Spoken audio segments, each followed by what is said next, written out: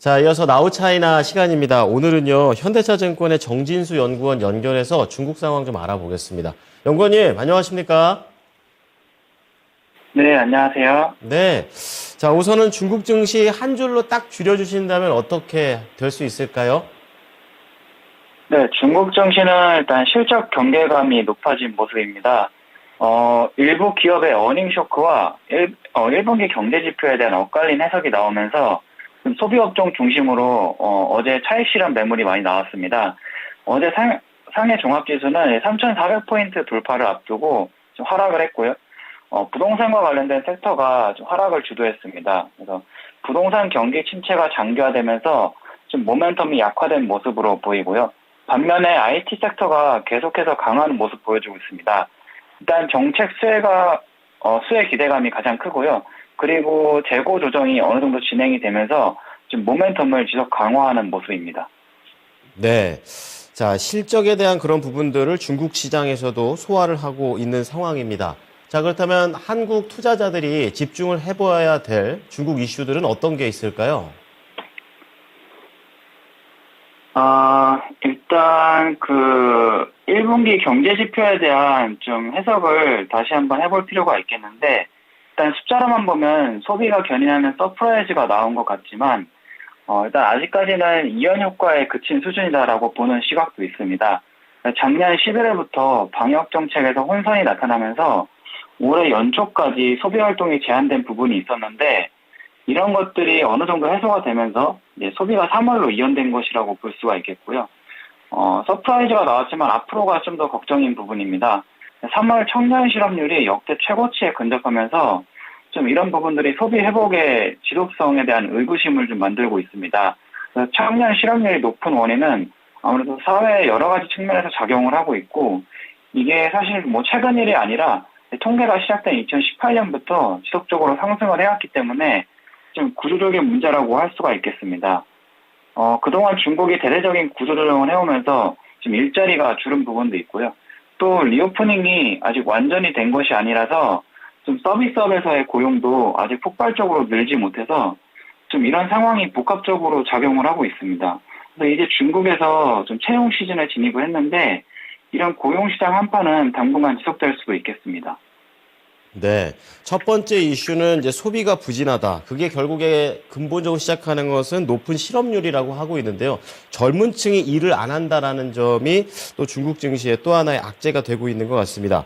자, 두 번째는 실적과 관련된 내용인데요. 이 부분은 어떻게 볼까요? 네, 중국도 2023년 1분기 실적 시즌에 진입을 했는데 일단 일부 발표한 기업들의 실적을 살펴보면은 최근에 양호한 흐름이 나오는 반도체는 밸류체인별로 좀 차별화를 보이고 있습니다. 일단 팹리스가 호조를 보였고 반면에 파운더리가 부진한 모습인데 일단 팹리스에서는 IC 칩을 디자인하고 있는 윌세미의 그 어닝이 양호했습니다. 뭐 특별히 좋았다고는 보기 어렵고 한 1년 만에 이제 흑자 전환에 성공을 했고요. 반면에 고어텍이라고 하는 그 핸드셋 부품을 만드는 업체는 순이익이 90% 급감을 했습니다. 그러면서 이제 업스트림 쪽에서 어닝이 좀 더 양호한 모습을 보였고요. 그래서 소비주 같은 경우는 일단 서프라이즈 기업들이 몇몇 나오고 있습니다. 그래서 리오프닝 효과가 일부 반영이 되면서 좀 턴어라운드하는 분위기고, 그리고 특히 가전업체들이 양호했는데 대체로 신흥국 쪽에서 수요가 발생하면서 일단 수출이 견인했기 때문으로 판단됩니다. 그러면서 일단 소비자 업종은 내수보다는 그 수출 포트폴리오를 가지고 있는 기업들이 좀 더 유리하다고 보시면 될 것 같고, 전기차 밸류체인은 오늘 그 테슬라 실적 발표로 어닝 쇼크 우려가 좀 커졌습니다. 그래서 원자재 가격이 비쌌던 부분이 반영되는 것으로 보이고요. 이게 뭐 리튬 가격이 완성차로 반영되기까지 한 5, 6개월의 래깅이 발생하고 있기 때문에 아마도 올해 상반기에 전기차 쪽에 그런 어닝 바닥이 형성될 것으로 생각을 하고 있습니다. 네. 자, 반도체 쪽에서의 차별화, 그리고 소비주, 전기차까지 실적에 대한 부분도 짚어주셨습니다. 자, 앞으로 있을 중국 경제 지표들 어떤 것들을 좀 봐야 되는지 일정들 어떤 게 있을까요? 일단 아직까지는 시장 전체 실적이 턴어라운드 하는 모습을 보이지 않고 좀 업종이나 개별 기업별로 차별화를 보이고 있어서 당분간은 개별 장세가 지속될 가능성이 높습니다. 그러면서 경계감이 높아질 것으로 보여지고 이런 것들이 일단 차익 실현 빌미를 좀 제공할 가능성이 높습니다.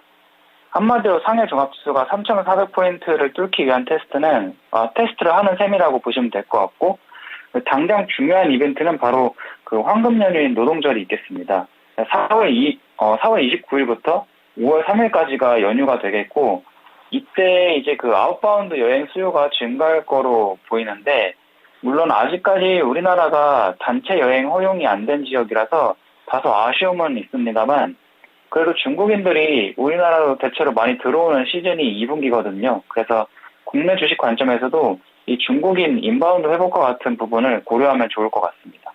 네. 뭐 앞서 그 노동 때문에 노동 젊은 층의 이 노동력이 부족하다라는 게 일종의 소비가 좀 안 된 기본 원인이었다 이렇게 얘기해 주셨는데 이번 말씀해 주신 노동절에서 여행 수요가 어느 정도 회복이 많이 되면 중국의 소비가 회복된 걸로 좀 봐도 되는 건지 이 부분도 좀 궁금합니다. 일단 노동절이 그 중국의 최대의 황금 연휴 중 하나여서 분명 소비 심리를 판단하는 중요한 촉도가 됩니다. 다만 지금 상황에서 중요한 것은 일단 구매력이 되겠고요. 이게 직전 연휴였던 청명절에 좀 구매력이 악화된 것이 확인이 됐거든요. 그래서 여전히 불안한 부분이 바로 이 청년 실업률이 높다는 것이 걸림돌이 되겠고요. 그리고 기업 실적에 중요한 것 중 하나가 이 인바운드 수요가 아직까지 확인되고 있지 않다는 것이 있겠습니다. 그렇기 때문에 좀 더 소비 회복이 구체화되려면은 이 실업률과 인바운드 여행이 중요하겠습니다. 한 가지만 봐야 되는 게 아니군요. 두 가지 기준점들 잘 체크해 보도록 하겠습니다. 오늘 말씀 감사합니다. 네, 감사합니다. 네. 자, 오늘 나우 차이나는요, 현대차 증권의 정진수 연구원이었습니다.